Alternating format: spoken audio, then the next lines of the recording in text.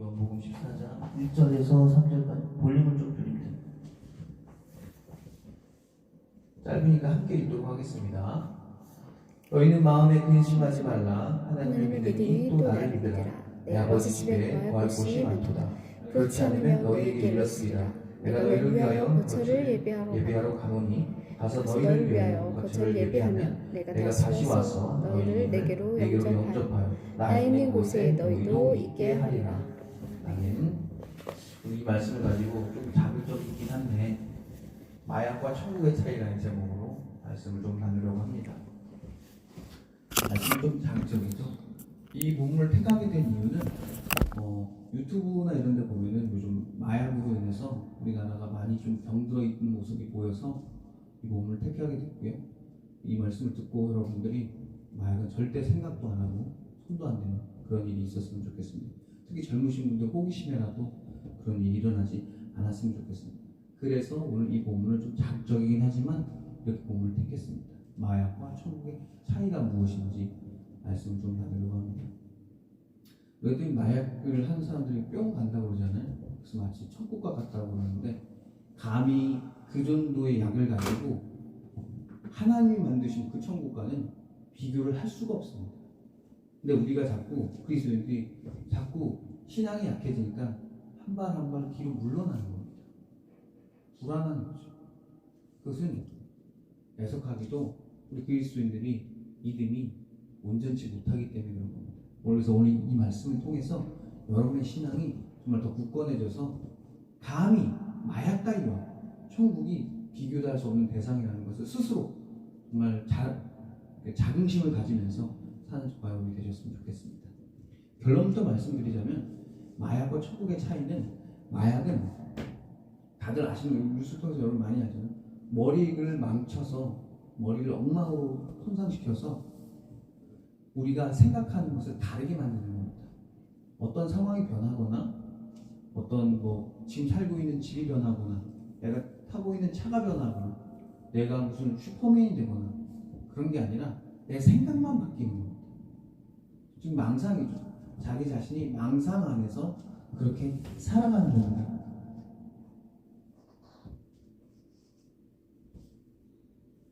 그렇게 망상 안에서 살아가니까 어떻게 되냐면 자기 자신을 거기서 잃어버리는 겁니다. 그렇게 해서 그 마약을 통해서 자신은 새로운 세상을 경험하는 거죠. 결국 그 마약이라는 건 뭡니까? 잘 아는 것처럼 그냥 상황은 바뀌지 않고 자기 자신만 바뀌는 거예요. 그리고 다시 돌아오면 현실인 거죠. 현실은 그냥 너무 극단적으로 좋은 데서 살고 있다 보니까 너무 현실을 돌아보니까 이 현실이 뭘 느끼겠어요? 시궁창으로 느껴지겠죠. 그냥 여기는 하수구 같은 곳이고 살 수 없는 것이 느껴집니다. 그게 마약이 오는 통증이겠죠. 그러면 다시 뭐라죠? 다시 마약을 하는 거죠. 왜냐면 다시 자신이 이 현실에 살 수 없으니까. 결국 그렇게 해서 죽게 되는 겁니다. 마약에는 여러 가지 종류가 있죠.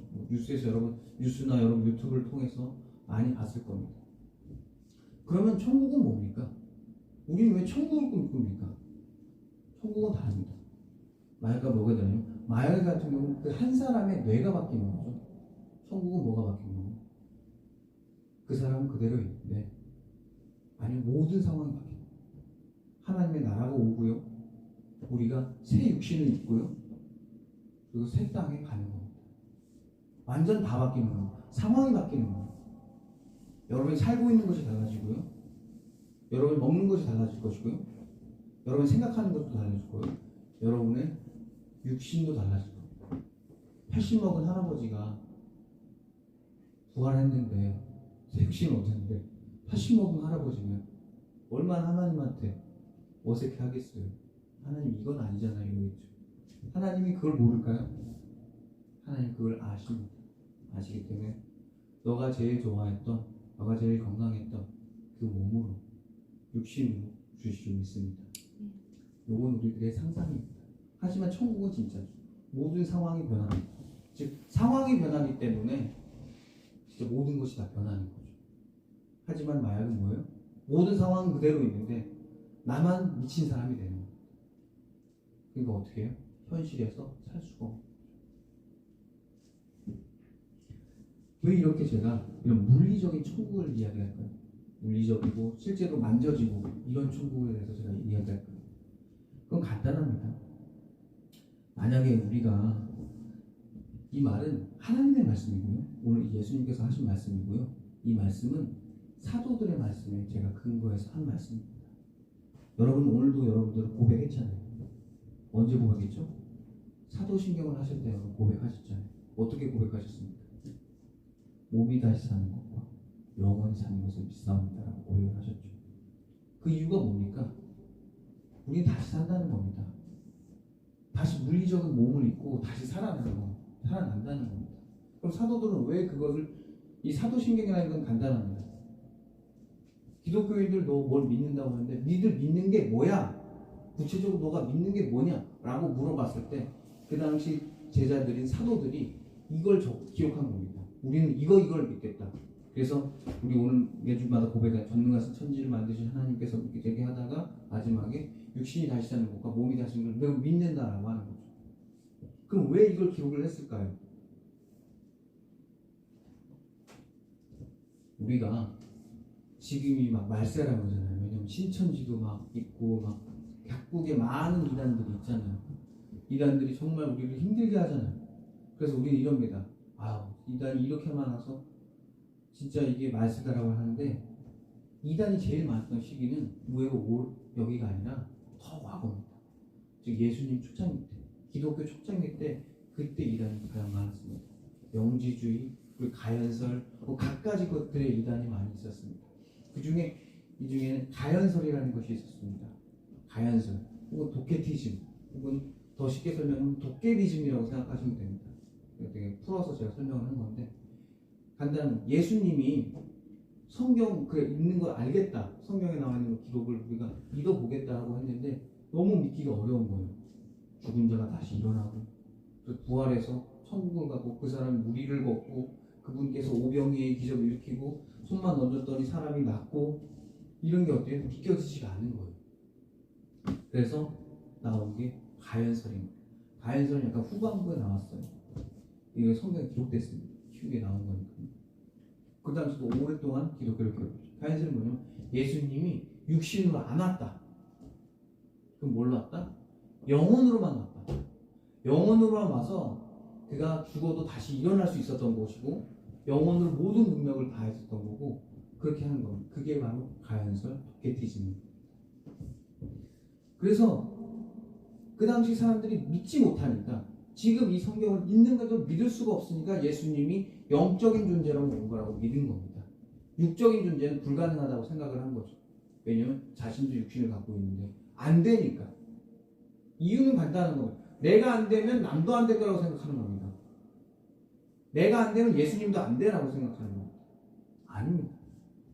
예수님이 하셨고 제자들에게 보였고 그 본 제자들이 우리에게 계속해서 증거하는 겁니다. 그래서 하나님은 그 당시 세상 사람도 이랬을 거 아닙니까? 그럼 보여봐라. 병든 자도 고쳐보고 너도 무리를 걸어보고 너도 죽었다가 다시 살아나봐라. 아마 이 설교를 듣는 여러분도 저한테 그럴 겁니다. 너도 해봐라. 너도 목사니까 너도 해봐라. 너도 고칠 수 있냐? 그런 일은 있었습니다. 하지만 다른 은사가 다른 겁니다. 전 말씀의 은사를 받았고 어떤 이는 찬양의 은사를 받았고 어떤 다른 사람은 병 고치는 은사를 받은 겁니다. 은사가 다른 겁니다. 그래서 그 다른 은사가 있는 거지만 우리가 실제로 과거에 일어났었지만 그걸 못 믿는다고 해서 그게 없는 건 아니잖아요. 근데 우리는 지금 당장 아니라면 과거엔 없었던 거야 라고 믿어버리는 거죠. 그리고 요즘은 이제 천국을 마약과 비교하거나 혹은 가상현실하고 또 비교합니다. 마치 VR을 껴서 우리가 그 새로운 공간에 가는 것처럼 그런 것도 천국의 하나일 거라고. 그래서 우리가 죽어서 이렇게 영혼만 뾰로롱 해서 올라가서 영혼만 갈 거라고 생각을 합니다. 그것도 뭐라면 틀렸다고 하는 거예요. 그건 틀린 천국관이고 틀린 구원관이야. 진짜 천국관은 정말 네 육신이 살아서 정말 살아서 그 나라에 가는 거야. 그래서 새 나라와 새 땅으로 가는 거야. 그게 천국이야라고 하는 겁니다. 왜냐하면 가야서로 계속 그걸 얘기하는 거예요. 영혼은 정말 존귀하고 좋은 거고, 그래서 우리도 죽으면 영혼만 그 나라에 가고 우리 육신은 못 간다 계속 얘기를 했거든요. 근데 예수님 그렇게 말을 안 했기 때문에 그래요. 예수님 육신이 살아나서 내가 이 육신을 입고 다시 온다고 하셨기 때문에 그 당시 제자들은 그렇게 믿은 거고, 그 믿음을 수호한 겁니다. 그래서 수호해서 지금까지 온 겁니다. 그래서 몸이 다시 사는 것과 영혼이 사는 걸 믿는 겁니다.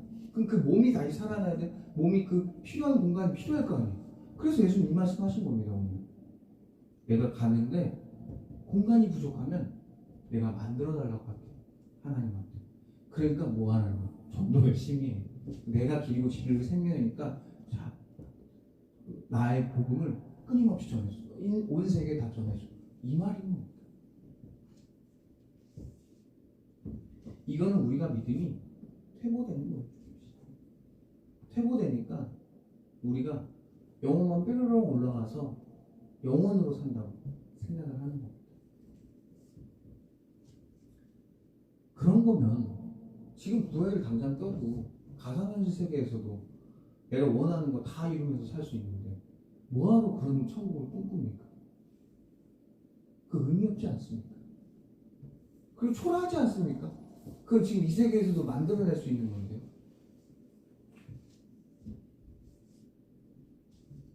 스스로도 좀 얼마나 부끄럽습니까? 이게? 내가 당장 예수님 말씀 믿기 어렵다고 해서 그 말씀을 그냥 우리들의 이해 수준으로 끌어내리는 거예요. 그렇게 끌어내려서 그러면 내가 믿을 만한 거예요. 그래서 천국은 가상현실 세계고 천국은 마약을 맞은 그런 거다라고 생각을 스스로 해버리고 덮어버리는 거예요. 그래야 뭐예요? 믿을만 하니까. 그렇게 하면 좀 스스로 그리스도인이라고 하기엔 좀 스스로 너무 처참하지 않습니까? 그건 믿음이 아니라 진짜 스스로 믿기 어려우니까 자신의 신앙에 약을 살짝 타서 자신 스스로를 속여서 믿는 거랑 똑같은 겁니다. 어떻게 예수님이 육신으로 오셨지 영혼만으로 온 건 아니지 않습니까? 그분이 오실 때 뭐라고 했습니까?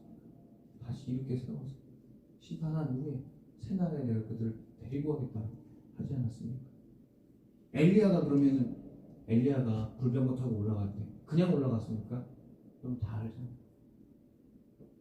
육신으로 갔잖아요. 죽어서 갔습니까? 엘리야를 하나님께서 죽여서 갔습니까? 아니잖아요. 엘리야는 정말 불병거를 타고 올라가죠. 엘리사가 그걸 보고 얼마나 믿음이 엄청나게 생겼을 거예요. 그런 겁니다. 자꾸 이렇게 되는 이유는 믿음이라는 것은 I believe라고 영어라고 말하면 영어적으로 해석을 해보면 상태 동사입니다. 쉽게 말하면 보면 나는 믿는다라는 상태입니다. 행동은 없어요. I rescue는 나는 너를 구원하다는데 그건 행동 동사입니다. 상태 동사는 간단해요. 내가 이런 상태라고 표현하는 겁니다. 나는 예수님 믿고 있고 예수님께서 구하는 것을 믿고 그가 다시 오실 것을 믿는다고 하는 겁니다. 이 상태 동사는 행동이 안 들어갑니다. 즉 우리의 믿음이라는 것은 예수님 믿고 그 자리에 있는 겁니다. 그게 상태 동사입니다. 난 믿습니다 라고 뭐하는 거예요. 아무 행동하지 않고 그 자리에서 그 느낌이나 그 생각과 그 마음을 품고 그 자리에 서 있는 겁니다. 예를 들면 모세가 홍해 앞에 서 있는데 서 있는 겁니다. 그래서 하나님께서 뭐라고 해요? 너는 가만히 있어. 너가 하나님 돼 알지어다 라고 하고 홍해를 가르십니다. 홍해를 가를 때는 어떤 행동이 나옵니까? 하나님의 구원의 행동이 나옵니다. 신앙은 이겁니다.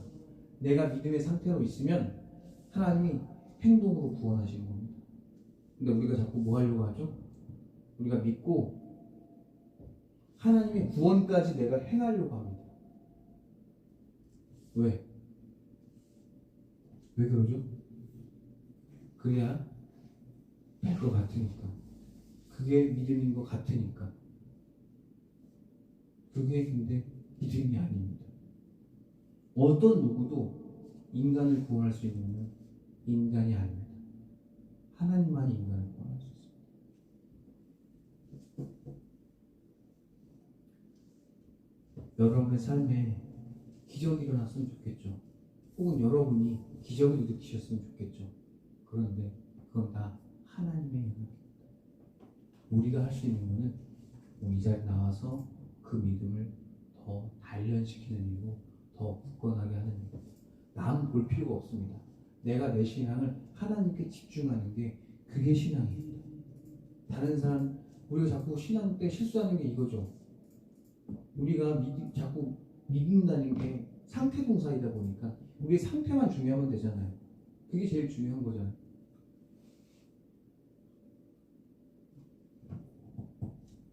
말 크게 하고 안 들리고. 상태 동사잖아요. 그러면 우리의 상태가 불완전하잖아요. 그 불완전한 것을 행동으로 자꾸 과시하려고 합니다. 즉 뭐죠? 내 상태를 뭐 하고 싶어요? 드러내고 싶어 합니다. 그래서 이게 뭐 합니까? 11조를 해도, 헌금을 해도 꼭 뭐 합니까? 남한테 말합니다. 금액이 얼마 했네, 내가. 너무 부끄럽습니다, 여러분. 하지 마세요. 신앙의 상태는 누구만 알면 되죠? 하나님만 알면 돼요. 그걸 사람에게 알릴 필요 없어요. 내가 얼마를 내가 얼마나 헌금을 했고, 내가 얼마의 성경을 읽었고, 내가 얼마의 기도를 했고, 그런 거 하지 마세요. 우리가 자꾸 그런 거 하니까 우리 신앙이 구차해지는 겁니다. 얼마나 부끄럽습니까? 내가 뭐 얼만큼 읽었다, 내가 얼만큼 안다 라고 하는 거, 내가 누구를 전도했다, 내가 직분이 뭐다, 이게 다 자기 공로에 빠지는 겁니다. 왜 자기 공로에 빠지죠? 믿음은 자꾸 상태인데 그 상태를 드러내고 싶어요. 믿음은 남과 경쟁하는 게 아니에요. 믿음은 내가 하나님께 경쟁하는. 신앙은 쇼가 아니에요. 신앙은 내가 보여주는 거 아니에요. 내가 세상 사람들 쇼해주는 게 아니에요. 보여주는 게 아니에요. 신앙은 씁니다. 보는 겁니다. 하나님 보는 겁니다. 하나님을 보는 건데 자꾸 세상 사람들 앞에 나를 보여주려고 합니다. 나 이렇게 믿고 있어. 나 이렇게 헌금하고 있어. 나 이렇게 직분이 좋아. 이러는 겁니다.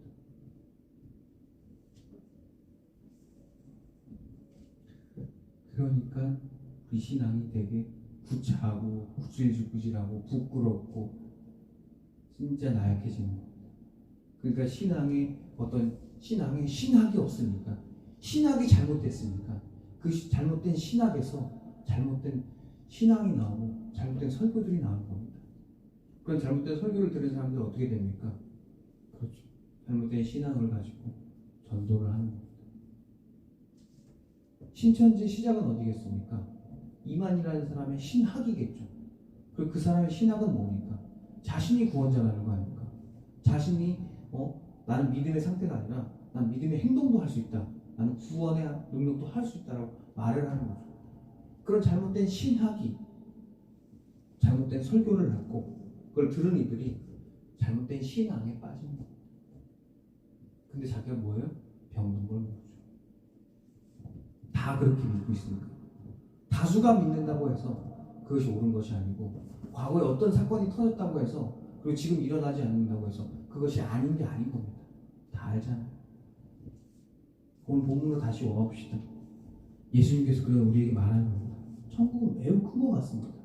너무너무하게 크다, 어마어마하게 크다고 말씀하셨어요. 생각해보면 전 인류의 방주였잖아요. 전 인류가 살 수 있는 곳이잖아요. 그러니까 어마어마하게 컸겠죠. 만약 거기에 거쳐가 살 곳이 부족하다고 하면 걱정하지 마라. 내가 하나님께 부탁할게. 그래서 천국에 대한 물리적인 얘기를 하는 겁니다. 실제 물리적으로 있어. 그 땅이 있고 너희들이 그곳을 디뎌야 되고 거기서 숨 쉬어야 되고 거기서 너희들이 살 거야. 이걸 얘기해 주는 겁니다.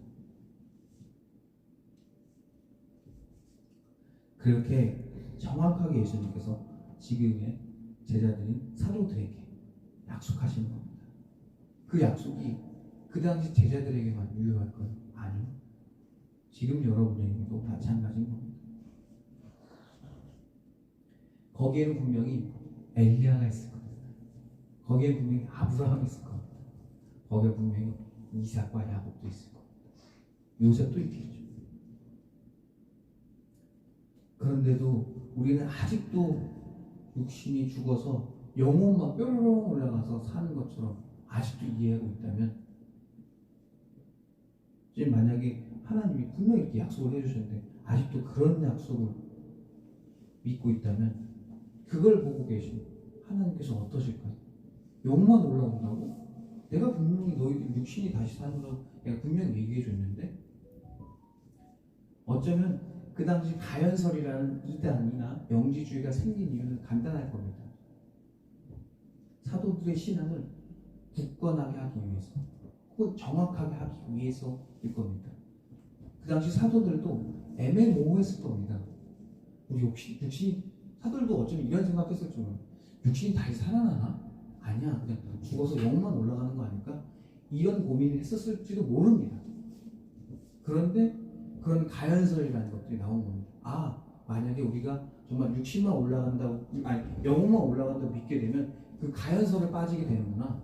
그럼 예수님도 영혼만 오는 거고 우리도 영혼만 올라가게 되는 거구나. 그러면서 뭐예요?